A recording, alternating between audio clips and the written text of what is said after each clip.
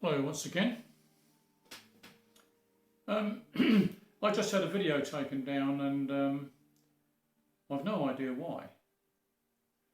I never received a warning or a threat. It just disappeared from YouTube. And I've just been through the original copy in my personal videos and I couldn't see anything apart from maybe one word.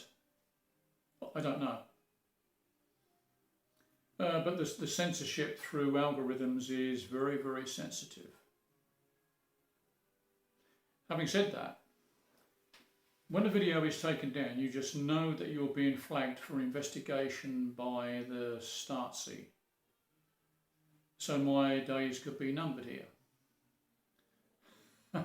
And I'm sure some of you would say, good. But at the moment, I'm still here. Before I start, let me just say that I have no problem with anyone personally. My views are just general ones for an old man who's been around for a long, long time and has seen it all. And if I'm all over the place, please bear with me because I digress frequently. Before I start, I would just like to correct something I got wrong in my previous video when I said there were no mainstream media press in the Ukraine. I was apparently wrong. There was a video of a BBC reporter apparently in Donbass, but I'm not too sure about that. He was filmed in a dugout, laying down with the noise of falling shells. But astoundingly, when the camera zoomed out, he was laying in a hollow with full military protection, with a hat, the business. And in the background was an old woman who had been walking by with her shopping. And she had put down her bags on the ground and stood with hands on her hips, looking incredulously at this madman who was acting out some sort of strange foreign fantasy. Am I surprised at the BBC? No, it's what they're good at. Subterfuge. To fool the masses. And I've said this for a long, long time. Whatever happened to Auntie? Good old Auntie. And that, by the way, is an affectionate name for the BBC.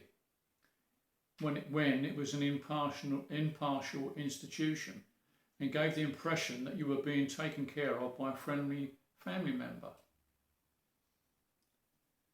How times have changed with the likes of Gary Lineker and his Stasi comrades. Moving on. I noted with some interest some time ago when Turkey and the Saudis did a deal with a prisoner exchange between Russia and Ukraine. And I said at the time that I wondered what could be in it for them. Yeah. Now it seems that OPEC, which the Saudis control a big part of, is going to slash oil prices along with Russia. What does that mean? Well, take a look at what's happened recently. Nord Stream 1 and 2 was sabotaged, and at the moment no one seems to know who. But it appears pretty obvious to anyone who doesn't watch mainstream media that it was in the Americans, undoubtedly. Since then, Denmark and Sweden have declared that the whole area is a terrorist crime scene and they are asking America to help them find out who did it. It sounds very impartial to me. Unbelievable. Consequently, Russia has said, okay, if you want to destroy our fuel pipelines, we can, with the help of OPEC, effectively raise your petrol prices. And right on time, just weeks before the midterm elections in America. And it appears to me that Russia is getting its own back on the Americans for the accusations stating that Russia interfered in the election when Trump was elected. Of course, that was a little snippet from sour grapes from the Clinton mob, and since then has been proved not to have happened. A very clever move by Russia, it seems. Then again, it's not quite so surprising because Russia is exceptionally good at chess. And America is being told in no uncertain terms, if you want to increase sanctions against us, then you will pay the price, as is Europe right now as I speak. The video of mine that was taken down was about groups of people. So I'll repeat what I said at the risk of being cancelled again. That might have upset the enforcers. Now, I've always been puzzled by people who form groups. And I've been in plenty of groups in my lifetime. And they all eventually fall apart because people wake up and they go their own way. And I guess being in a group makes people feel more confident and important. But this is my grief. In any group, someone always takes charge. Not elected by the rest, but just assumes that they are the team leader. Christ, I hate that. That self-important shit coming from someone who believes they're superior to others. No, you're not. These past 2.5 years, we've had so-called groups of self-righteous pricks bullying others who didn't want to be in their gang. If you didn't follow the mass hysteria and the sheep that did, you'd be outcast and exiled to the naughty step. And then everyone was lined up to take the transubstantiation of the secret needlecraft. I'll repeat that. The transubstantiation of the secret needlecraft. God, I mullered that. That's basically a euphemism for something banned here that I can't say. And I'll explain a bit later. And the mass bullying didn't stop there, did it? America, in their infinite wisdom, told the world to hate Russia. And it's easy for people to fall for that, given the history of Stalin and the USSR, plus the paranoia that goes with it. And Russia has been hated for 1,000 years, and now America intensifies it by coercing folk to hate a race of people, banning them from everything, simply because America's intention is to destroy that nation for nefarious means, namely wanting what they have. It's a classic bully boy tactic of someone taking your marbles away. Talking of the masses and groups, once again, Douglas Murray, he's a British intellectual, wrote a book in 2019 called The Madness of Crowds, and it hits the nail on the head about groups. And I digress once again. Now, I don't know any Russians personally, but I did come across a few on my travels in Finland, and they came across as brash and arrogant. But that isn't unusual for foreign travellers. You've only got to look at the English reputation in Europe. It's absolutely diabolical. But it doesn't reflect ordinary folk who just want to visit and comply with your rules and your culture. And, and another group are the night people. You know, the ones who start a fight just because you looked at them wrongly. It happens the world over. men who go out hoping to get laid, and when they don't, they pick on someone, usually smaller than them, just to prove their manhood. I don't know about a cure for illnesses. There needs to be an antidote for testosterone, probably the most dangerous hormone known in this world. I had a couple of incidents in Finland with the night people because my late night walks took me past a nightclub. And it was just verbal abuse, but it's still worrying in a strange country. I couldn't understand the language, but I sure got the intonation and the booze-filled testosterone. And sometimes these same people become a victim of their own stupidity. And I've seen that too outside the same nightclub with a friend. But that's another story for another day. And I digressed once again.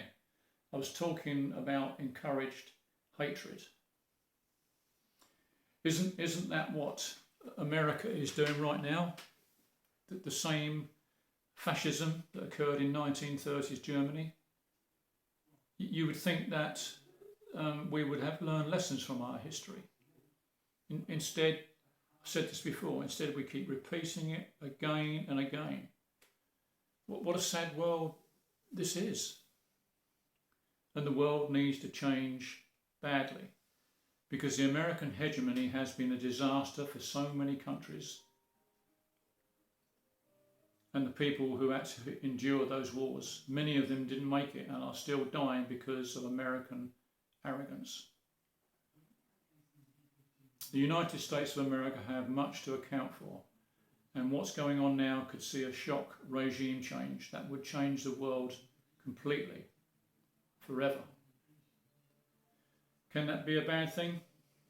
Because the world as it is really needs drastic change. And like I've said before, I've got nothing against the American people. It's the regime that runs it that I have problems with, and so many other people do too.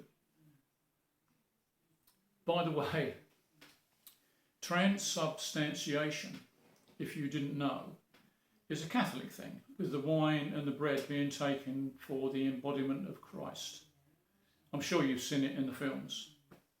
And that was something else that I had to endure as a young boy, and I've never forgotten it. Now, I digress again, and this is a passing comment about the latest news from Asda. Asda is one of our huge supermarket chains all over the country.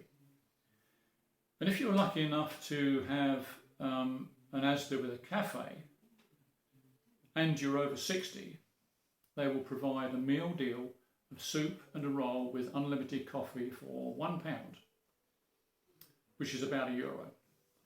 I think the owners of Asda can see the writing on the wall, and this is just a modern idea of the old soup kitchens that sprung up during the 30s depression. Exaggeration? Well, we're going to find out. Now, I've just heard that America believed that Ukraine was responsible for the assassination of Daria Dugin in Moscow and is now being treated as terrorism. The bomb was meant for her father, but they exchanged cards at the last minute. She was a national hero before the incident, and now she is a martyr to the cause of liberty, and quite rightly so.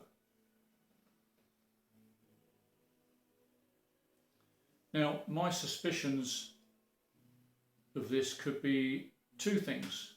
One, America is about to throw Zelensky under the bus because America wants to distance themselves from this proxy war and the madness of its leader wanting to make preemptive nuclear strikes against Russia.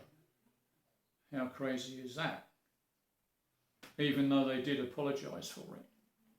Or Russia will go unhindered into the fight against terrorism in Ukraine and will no doubt be unpopular with the liberals and the neocons, naturally. The problem that always arises in war is the first casualty of war is the truth. and the truth is being lost in a storm of propaganda from both the West and the East. And the piggy in the middle is once again Europe. And today, this morning, we hear of another terrorist attack, this time on the Kerch Bridge that runs between Russia and Crimea. It seems to have been very well planned, as the truck explosion happened just as the fuel train was passing. And it appears that the truck driver was oblivious to what was carrying, and he was suffering. Sorry, it appears that the truck driver was oblivious to what he was carrying, and he was sacrificed as a pawn, along with 2 other cars with 4 people. Excuse me.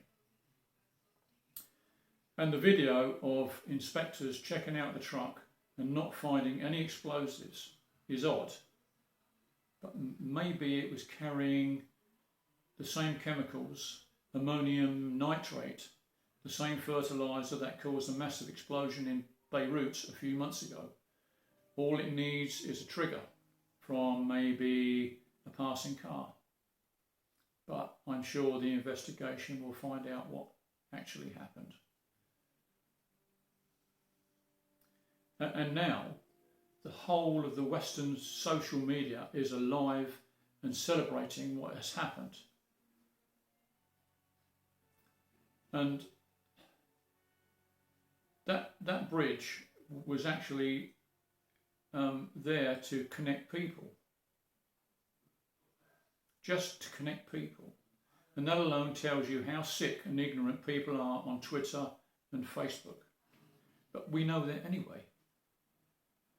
What those idiots need to realise is that the Crimea is the breadbasket of Ukraine, and the attempted destruction of that bridge would have meant starvation for many people in third world countries. Just ponder that next time you cheer along with the idiots. And they are the biggest group in the world there is. Idiots. How long would the bridge be closed? My guess is not very long, maybe only days. Is this a victory for Ukraine?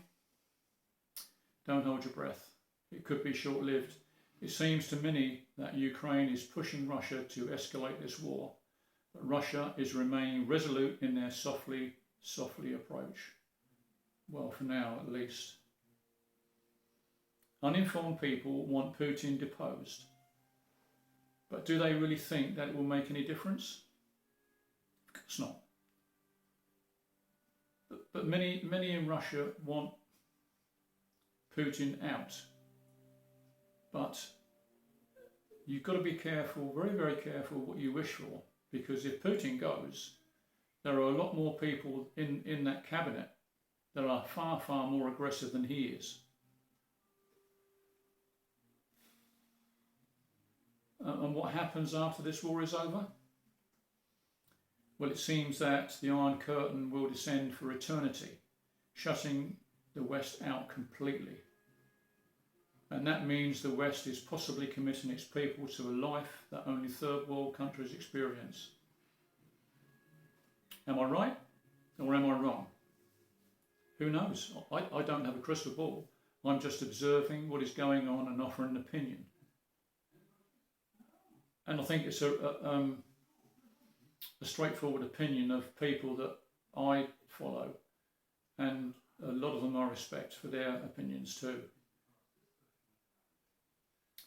Now, I could go on forever, and the implications are endless, but I have to stop somewhere, and this is it. Thank you for listening. Sleep tight while you can. Bye-bye.